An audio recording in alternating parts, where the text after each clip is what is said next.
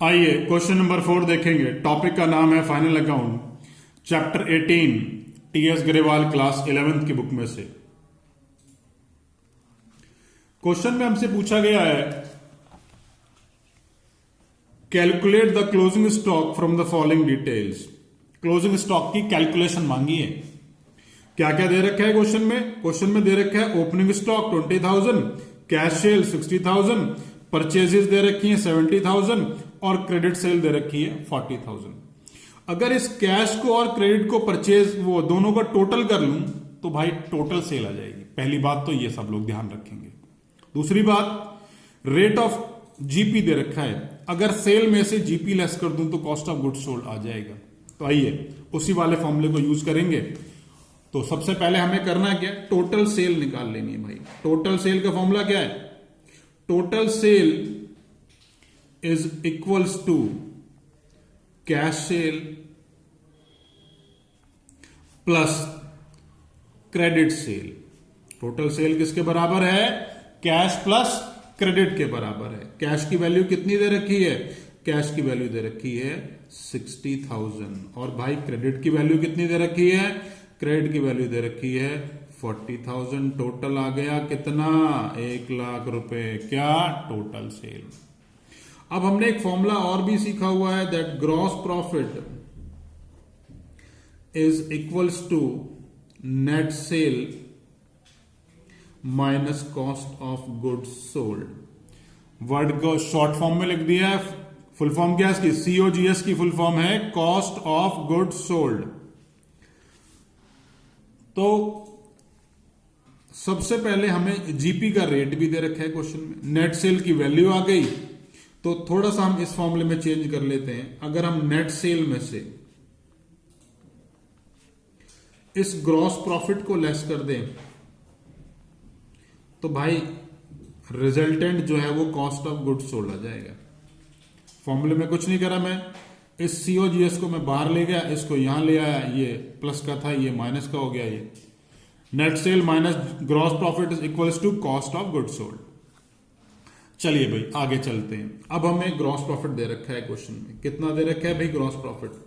Gross profit is 33/1/3 on cost. जब भी हमें इस तरह की लाइन दे रखी है तो हमें करना क्या है, जिस पर जीपी दे रखा है उसे 100 मान लेते हैं। तो लेट द कॉस्ट बी 100, तो कॉस्ट हो गई 100। तो भाई ग्रॉस प्रॉफिट कितना हो गया या प्रॉफिट कितना हो गया, 33.33। 33.33 क्या आ गया, ये 33.33 मेरा आ गया है भाई ग्रॉस प्रॉफिट। अगर कॉस्ट इतनी है, ग्रॉस प्रॉफिट इतना है,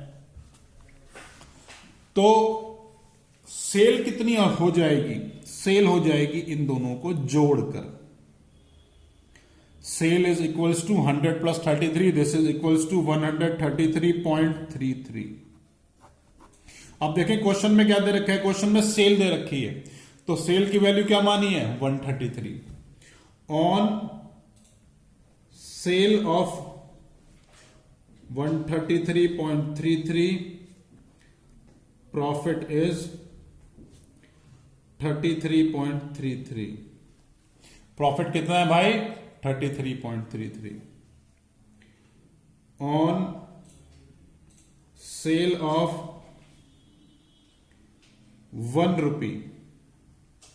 इतने रुपए की सेल करता हूं तो इतना प्रॉफिट बचता है, 1 रुपए की सेल करूंगा तो प्रॉफिट कितना हो जाएगा, profit is 33.33 upon 133.33।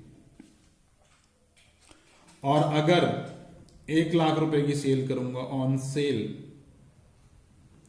Of 1 lakh की सेल पर क्या फर्क पड़ेगा भाई, 33.33 अपॉन में 133.33 इंटू में 1,00,000,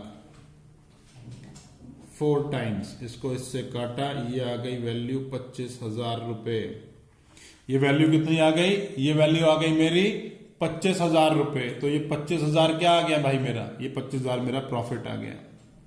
अब 25,000 प्रॉफिट आ गया तो इस ऊपर वाले फॉर्मूले को यूज कर रहा हूं, नेट सेल। नेट सेल कितनी है 1,00,000 रुपए।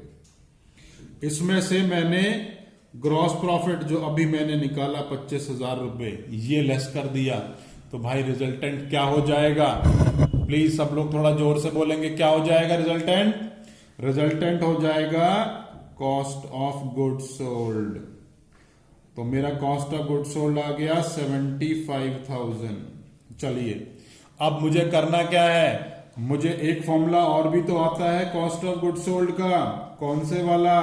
ये वाला, opening stock plus net purchases plus direct expenses minus closing stock. Opening plus net purchase plus direct expenses minus closing stock. Cost of goods sold की वैल्यू कितनी है? 75,000। और ओपनिंग स्टॉक की वैल्यू कितनी है? ओपनिंग स्टॉक की value है 20,000 रुपए। प्लस नेट परचेजेस की वैल्यू कितनी है? नेट परचेजेस भी क्वेश्चन में दे रखे हैं 70,000।